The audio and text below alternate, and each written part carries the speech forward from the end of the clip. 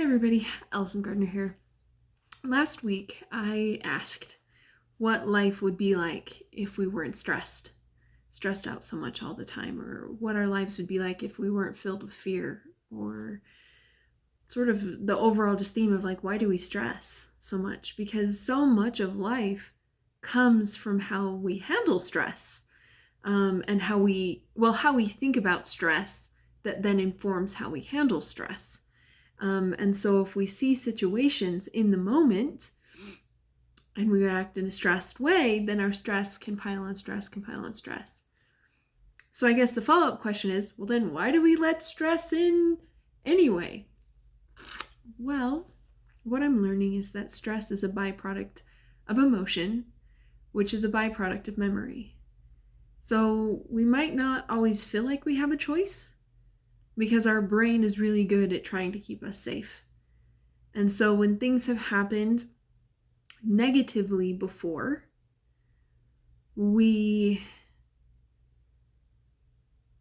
our brain says that's just how it's gonna keep happening. Oh, that was a rough sentence. That is how it will continue to happen. And so our brain tries to protect us and says, okay, you need to react in this way to protect yourself. What it doesn't realize is that we can choose to react differently, and that reacting differently might actually help us in the long run.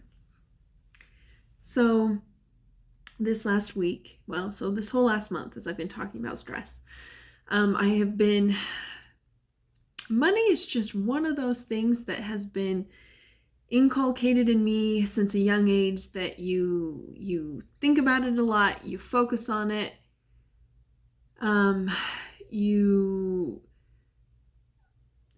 you plan 5 steps ahead, you keep a really good buffer, and you worry and you stress about it a lot. That's what I have gained from my life experience growing up. And this month I've also been working on an abundance goal of wanting to just open myself up to beautiful and unexpected things happening in my life, and opening myself up to new opportunities. And so I've been praying about this, I've been focusing on it, I've been working on it, trying to figure it out. And so, do you know what happens when you pray for opportunities to learn things? You get opportunities to learn things in painful ways. Not because Heavenly Father is a sadist or a masochist or whatever other word that cause harm. It's because he realizes that the things that he's introducing are things that are making us grow. And being in a growing place can hurt, and can be a stretching place can hurt, because we've never been there before, and we don't have the goals that we want because we haven't stretched and grown into a place where we can have them yet. And so he introduced to me many opportunities to stretch this month. And so many times I went to him in prayer and I'm just like, this really hurts. Like, this is stretching me a lot. I don't know if I still want this. And he said, you don't have to want the pain, but do you still want the outcome?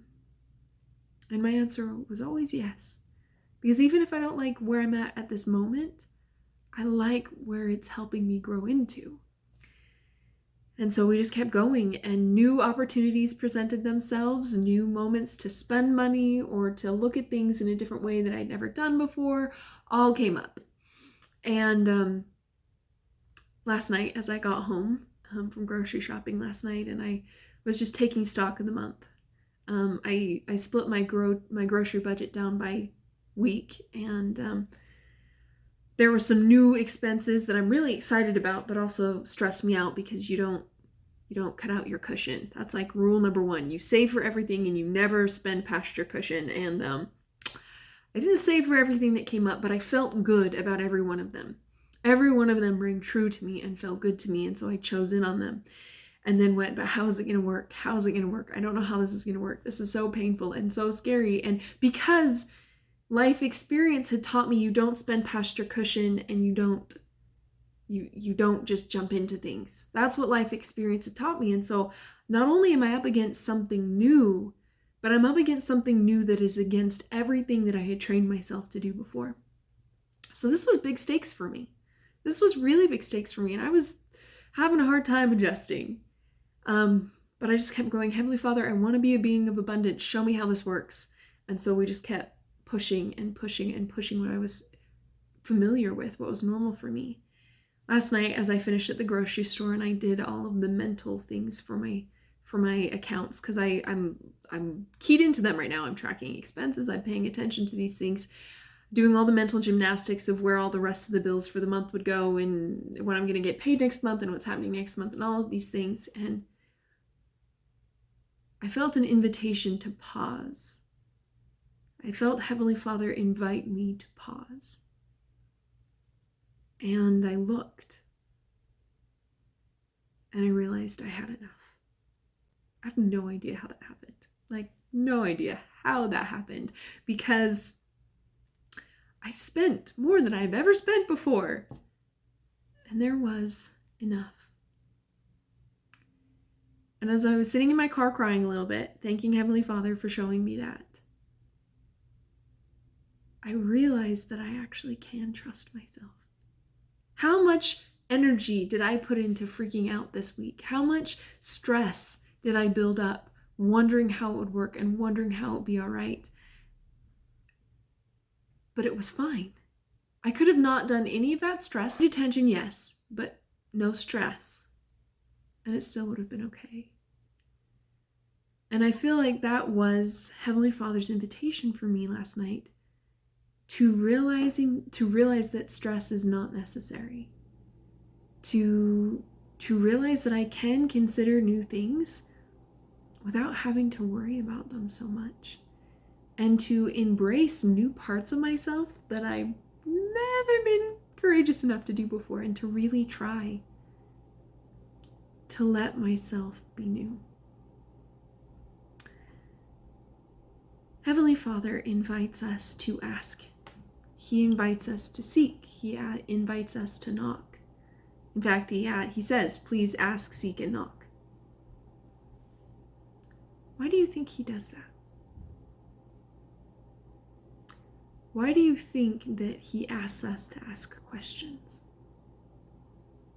Last week, I asked the question, how would my life be different? Would my life be different if I chose not to stress? And I was given a pretty awesome example of it. And I got to feel it and I got to see it. What other questions could we ask that would give us answers we never considered before? What if the world was a bigger place than we thought that it was?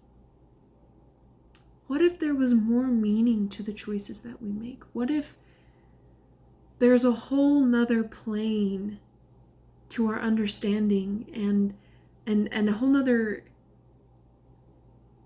way our life unfolds than we realize by the choices we make, by the things that we choose and the things we want in our life? What if things weren't always what they seemed? And that there was a whole other world Heavenly Father's just waiting for us to ask about. If there's more for us to realize if we were to ask. From a young age in the Church of Jesus Christ of Latter-day Saints, we sing the song, I Am a Child of God.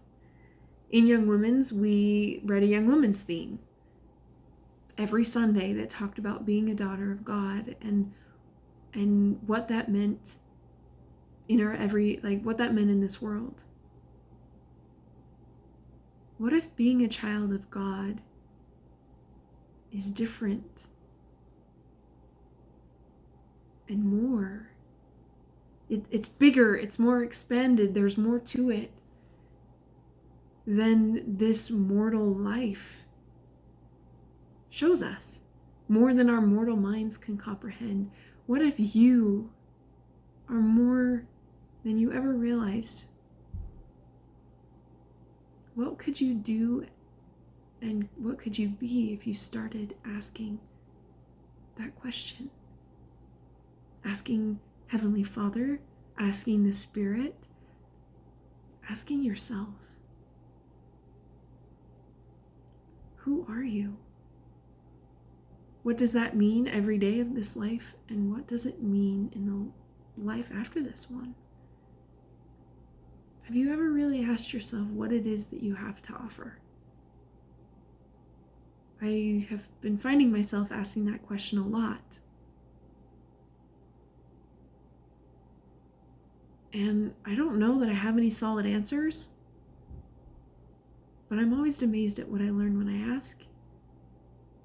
And I hope that you guys will consider asking questions to you too. What is it that you have to offer this battle of light and dark?